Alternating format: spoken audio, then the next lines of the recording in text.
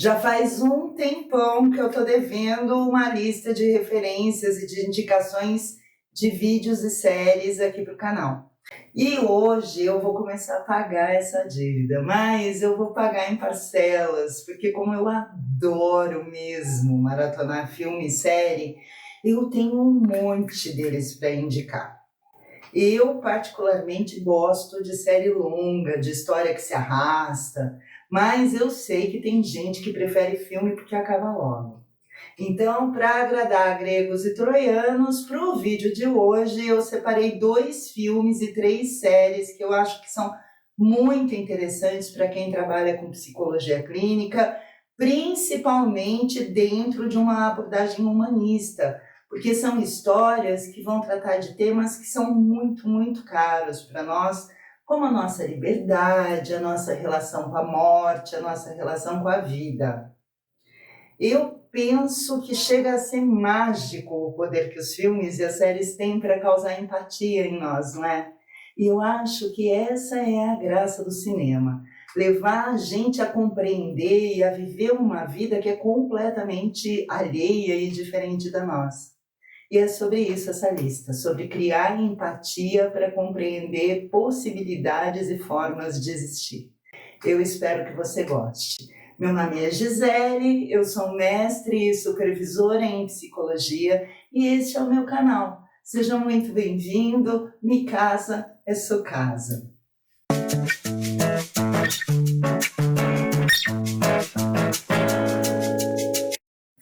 E eu já vou começar por um clássico. Coisa linda, linda, linda de viver, a obra-prima do Akira Kurosawa, Viver, o Ikiro, de 1952. Viver conta a história do seu Kanji Watanabe, um funcionário público exemplar que dedicou a vida toda para o trabalho numa repartição burocrática.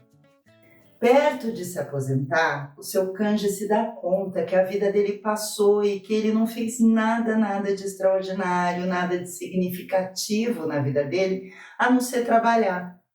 Mas não bastasse essa constatação de que a vida passou e que ele nem percebeu, ele recebe a notícia de que ele está muito doente e tem pouco tempo de vida.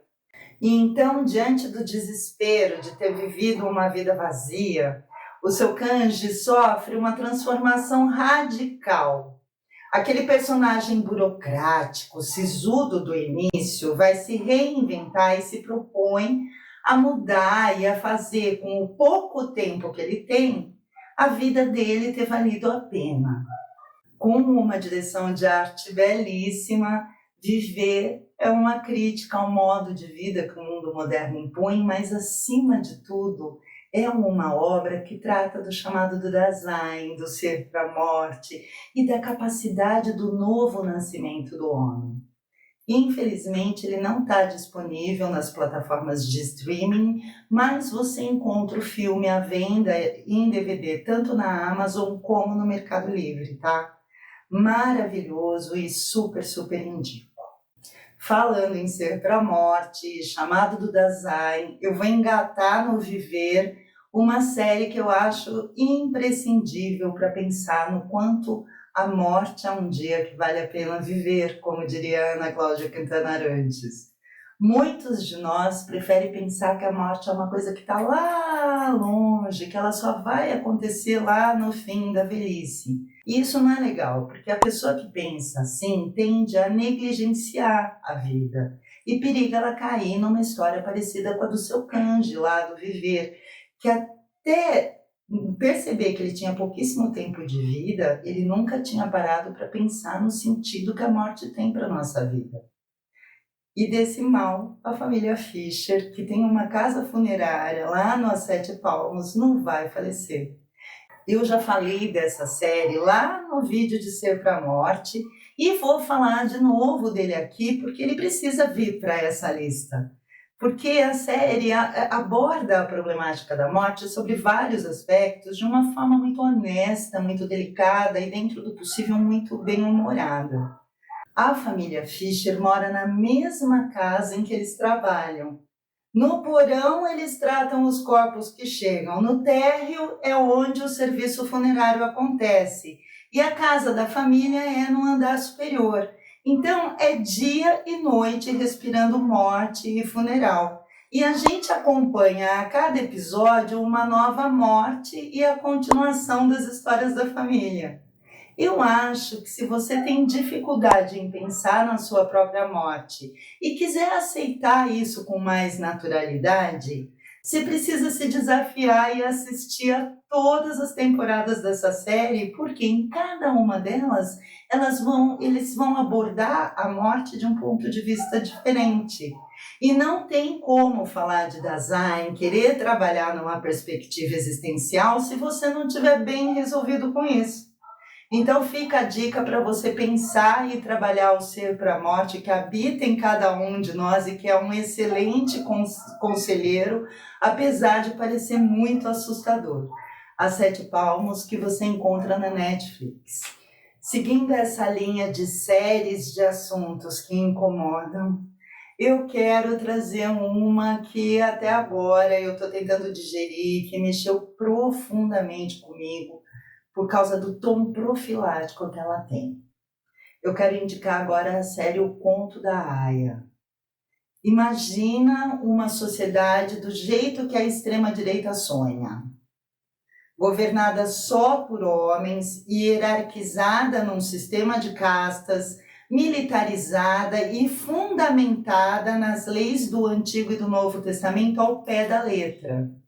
Agora, imagina nessa sociedade como são tratadas as mulheres. Total e completamente subjugadas, independentemente da classe social que elas ocupavam, tá? Sem direito a absolutamente nada a não ser serem subservientes aos seus maridos. Até o direito de ler foi tirado delas, sob pena de, caso forem pegas lendo, os olhos seriam furados. Esse é o contexto onde se passa a história de June, uma editora que foi sequestrada para se tornar uma aia. As aias são uma casta específica de mulheres que são escravizadas e submetidas a estupros regulares e ritualizados com a única intenção de engravidar dos seus mestres e depois entregarem esses seus filhos às esposas dos mestres. Eu estou deixando passar um monte de coisas super interessantes nesse resumão da série, que é excelente, muito bem feito, mas importa que você saiba que ela é um alerta para o lugar que nós vamos chegar se a gente continuar permitindo e dando sustentação para um fanatismo, para o extremismo e para o fundamentalismo religioso. Também é uma série que põe em evidência e em xeque, pelo menos a meu ver, a questão da sororidade, da irmandade entre nós, as mulheres. Para mim, assim como 1984, o Conto da Aia é carregado de prenúncios do que, se a gente não se atentar, pode vir a acontecer. É absurdo, é indigesto, mas tem uma direção de arte impecável. Você encontra o Conto da Aia na Netflix e prepare o seu coração, principalmente se você for mulher, porque ele é pesado, tá? Falando em série indigesta, mas necessária, não tem como eu não falar sobre o Bebê Rena. Creio que, assim como eu, muita gente tomou um susto danado com o rumo que a história tomou. Porque eu, pelo menos, achei que eu ia assistir uma série bobinha, romântica, sobre stalkers, sabe? Tipo Você, por exemplo. Só que não. Ela é bem mais complexa, né? E bota complexidade nisso. Basicamente, a série conta uma história vivida pelo próprio ator principal da série com uma mulher que, a partir de uma xícara de chá inofensiva, se apaixona loucamente por ele e passa a stalkeá-lo. Ele conta que recebeu 41 mil e-mails e mais de 350 horas de mensagens de voz dela. Mas, como eu disse, não se trata de um romance ou de um suspense simples sobre stalkers, mas trata, sim, de uma série que fala, entre outras coisas, de um homem frágil, de um homem comum, cheio de angústias e de traumas. De uma forma bem colocada, o personagem vai se liberando dos estereótipos machistas, né? Do homem forte, do galanteador, do vencedor, do predador, para se expor abertamente, para mostrar suas vulnerabilidades, as suas vergonhas e as suas hipocrisias. É um personagem extremamente conflituoso que, para mim, reflete a crise da masculinidade dos dias atuais. E só por ser assim, eu acho que ele já causa um estranhamento. Ainda dentro da questão da masculinidade, um outro ponto que eu acho importante e que eles abordam na série é o do preconceito com a comunidade LGBT e a dificuldade daquele personagem em assumir a própria sexualidade.